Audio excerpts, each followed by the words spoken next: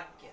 वाक्य जो है मैं आप लोगों से बताना चाहूंगी कि कक्षा 9वीं और 10वीं के लिए अर्थ के आधार पर वाक्य ये है, और 11वीं और 12वीं में कोर्स है रचना के आधार पर और क्रिया के आधार पर। तो इस प्रकार से ये वीडियो कक्षा 9वीं से 12वीं के बच्चों के लिए वेरी इंपॉर्टेंट है।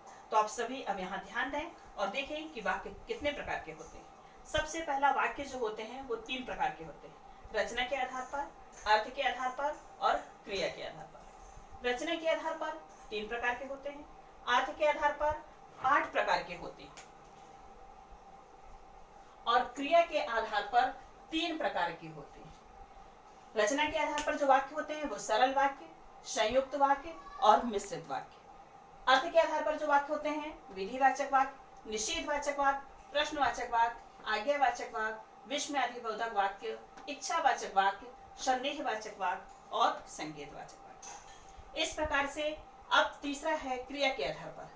क्रिया के आधार पर भी 3 प्रकार के वाक्य होते हैं, कर्तवाच्य, कर्मवाच्य और भाववाच्य। इनको वाच्य भी कहा जाता है और वाक्य भी कहा जाता है। कर्त प्रधान वाक्य, कर्म प्रधान वाक्य और भाव प्रधान वाक्य। अब इन सब का हम डिटेल समझते हैं। सबसे पहले हम स्टार्ट करते हैं अर्थ के आधार पर वाक्य, जो कि बहुत सरल हैं और आप लोगों को समझ में भी जल्दी आ जाएंगे। सबसे पहले इसमें जो पहला वाक्य होता है विधिवाचक वाक्य। विधिवाचक मतलब सरल वाक्य। सरल वाक्य मतलब बिल्कुल सरल तरीके से बात करते हैं जो हम लोग, वो वाक्य कहलाता है विधिवाचक वाक्य। जैसे राधा का भाई आने वाला है, मैं स्कूल जाती हूँ, मैं मंदिर जाती हूँ, ये सब विधिवाचक वाक्य मतलब सरल वाक्य। दूसरा वाक्य है निषेधवाचक वाक्य। निषेधवाचक मतलब निषेध वाक्य से ही स्पष्ट है, नहीं शब्द का प्रयोग होगा, जिसमें हम मैं स्कूल नहीं जाती हूँ, मैं खाना नहीं खाती हूँ, मैं पढ़ाई नहीं करती हूँ, वह चल नहीं सकता। इस प्रकार के वाक्य जो होते हैं वो निषेधवाचक वाक्य होते हैं। इसके पश्चात प्रश्नवाचक वाक्य। प्रश्नवाचक वाक्य जो होता है उसमें क्वेश्चन पूछे जाते हैं, प्रश्न पूछे जाते हैं, कौन, कब, कहाँ, कैसे, तुम कौन हो, कहाँ जा रहे हो, क्या कर रहे हो। ये सब वाक्य जो होते हैं वो प्रश्नवाचक वाक्य होते हैं। चौथा वाक्य है आज्ञावाचक वाक्य। आज्ञावाचक वाक्य मतलब आज्ञा देना। कैसे आज्ञा देना? तुम यहाँ से जाओ, तुम स्कूल कल नहीं जाओगे, तुम पढ़ाई नहीं करो, तुम खेलो मत।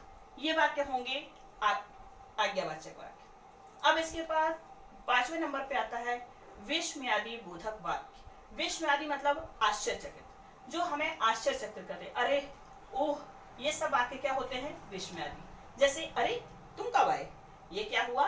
विस्मयादि बोधक वाक्य। 6वां वाक्य है इच्छावाचक वाक्य। इच्छावाचक वाक्य मतलब हम अपनी इच्छा आपको व्यक्त करें। इच्छा जैसे आपकी यात्रा शुभ हो, आप सुख और शांति से रहें, मेरी इच्छा है, मेरा आशीर्वाद है। ये सब क्या हुआ? इच्छावाचक। इसके बाद संदेहवाचक। संदेह मतलब मन में संदेह उत्पन्न होना, जैसे वह शायद कल मेरे घर आए, शायद आज बारिश हो। इस प्रकार के जो वाक्य होते हैं वो संदेहवाचक हो। 8वां वाक्य है संकेतवाचक वाक्य। संकेत मतलब एक वाक्य को दूसरे वाक्य से संकेतित करना। जैसे अगर तुम परिश्रम करोगे तो परीक्षा में पास हो जाओगे। ये कौन सा वाक्य कहलाएगा? संकेतवाचक वाक्य।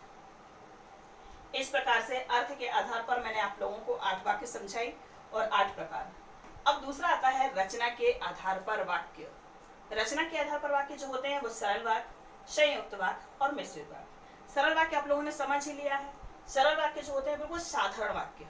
साधारण वाक्य मतलब जैसे दरिद्र होने पर भी वह ईमानदार है, ये क्या हुआ? सरल वाक्य। इसमें कोई भी संयुक्त वाक्य और मिश्र वाक्य नहीं है, लेकिन हम सरल वाक्य को मिश्र वाक्य बना सकते हैं और मिश्र वाक्य को संयुक्त वाक्य बना सकते हैं और सरल वाक्य को संयुक्त वाक्य भी बना सकते हैं।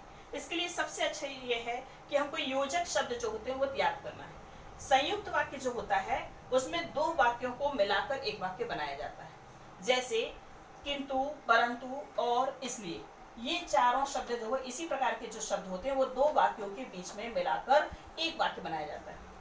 जैसे सूर्योदय हुआ, ये एक वाक्य हुआ, दोनों के बीच में और शब्द लगा दिया, और अंधकार जाता रहा, ये क्या हो गया? संयुक्त वाक्य। इसी प्रकार से मिश्र वाक्य। मिश्र वाक्य जो होता है उसमें एक वाक्य दूसरे वाक्य पर आश्रित होता है। जैसे दोनों वाक्यों के बीच में या शुरू में या लास्ट में की, जो, यद्यपि, जब तक, इस टाइप के वाक्य होते हैं, शब्द लगते हैं। जैसे जब प्रधान प्रधानमंत्री का भाषण समाप्त हो गया, यहाँ शुरू में जब लगा, जब प्रधानमंत्री का भाषण समाप्त हो गया तब, ये दो वाक्य शब्द लगे ना, जब और तब हम घर आ गए। मतलब यहाँ एक वाक्य जो है वो दूसरे वाक्य पर डिपेंड है, तो ये क्या कहलाएगा? मिश्रित वाक्य। इसी में से एक और वाक्य का उदाहरण देखते हैं।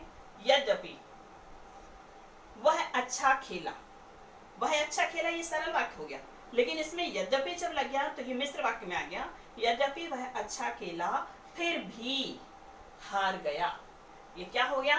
मिश्र वाक्य। इस प्रकार से आपने दो प्रकार के वाक्य समझे, अर्थ के आधार पर और रचना के आधार पर। अब इसके पश्चात हम पढ़ते हैं क्रिया के आधार पर वाक्य। क्या पढ़ेंगे? क्रिया के आधार पर वाक्य। ये आप लोग ध्यान दें कि ये 9वीं और 10वीं के कोर्स में अर्थ के आधार पर है, और रचना के आधार पर जो वाक्य का है वो कोर्स है वो 11वीं और 12वीं में है। इसके पश्चात क्रिया के आधार पर जो वाक्य हैं वो भी 11वीं और 12वीं में है। तो आप लोग अपनी कॉपी में ये पूरे नोट्स बना के तैयार करें और याद करें, समझें अच्छी तरीके से। तो क्रिया के आधार पर जो वाक्य होते हैं वो कर्त प्रधान वाक्य, कर्म प्रधान वाक्य और भाव प्रधान वाक्य। अब कर्त प्रधान जो वाक्य होता है उसका संबंध, कर्त मतलब शब्द से ही समझ में आ रहा है कि कर्त मीन्स कर्ता, कर्त मीन्स कर्ता। आप लोग समझ में आ रहा है, दिख रहा है ना? कर्त मीन्स कर्ता, इसमें कर्ता की प्रधानता होती है, कर्म और भाव की नहीं।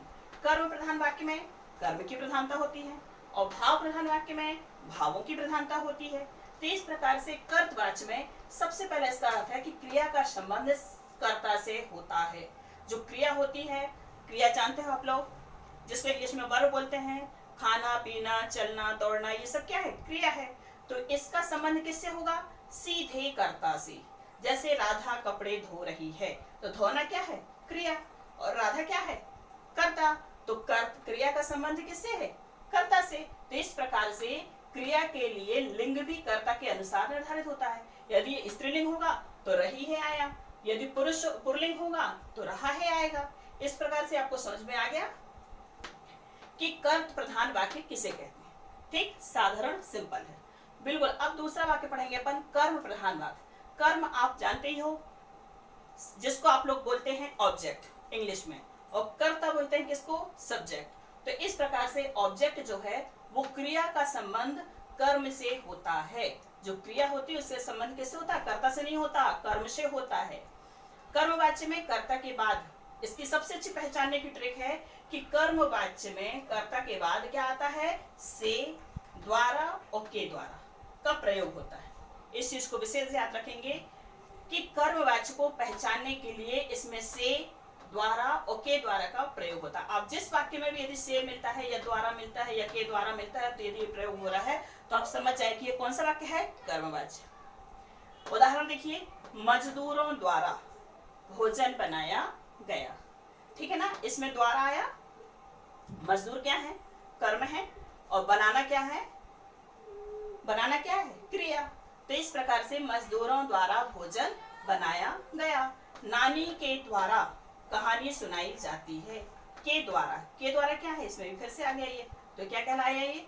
कर्मवाच्य। आपने वाक्य पढ़ा ना, कर्मवाच्य में कर्ता के बाद, कर्ता क्या है? मजदूर और नानी, उसके बाद क्या आता है? से या के द्वारा आता है, तो उसके बाद क्रिया आती है और कर्म आता है। तो कर्मों की प्रधानता होती है। जैसे मजदूरों द्वारा क्या बनाया गया? भोजन। नानी के द्वारा क्या सुनाई गई? कहानी। तो ये कर्म और क्या किसके प्रधानता है? भोजन और कहानी की। तो अब आप लोगों को समझ में आ गया कि कर्म प्रधान वाक्य किसे कहते हैं। चलिए अब तीसरा वाक्य पढ़ते हैं अपन, भाव प्रधान वाक्य। भाव प्रधान वाक्य भाव से स्पष्ट है। कैसे? कि इसमें भावों की प्रधानता होती है, क्रिया की प्रधानता नहीं होती और ना कर्म की प्रधानता होती। सॉरी, क्रिया की प्रधानता होती है लेकिन कर्ता और कर्म की प्रधानता नहीं होती। इस प्रकार भाव प्रधान जो होता है, जैसे विमला से खेला नहीं जाता, मुझसे चला नहीं जाता, है ना, ये सब क्या है? भाव प्रधान। मतलब मुझसे ये कार्य नहीं हो रहा है, इसमें नहीं शब्द आया, तो ये समझ जाए आप कि क्या है ये? भाव प्रधान, भाव प्रधान वाक्य है। तो इसमें आप लोगों को मैंने आज समझा दिया वाक्य किसे कहते हैं और वाक्य कितने प्रकार के होते हैं। तो वाक्य आप लोगों को जानते हैं। तो इस प्रकार से आपकी पूरी वीडियो हो गया। अब अगला वीडियो, अगली चीजों के लिए लाइक करना ना भूलें।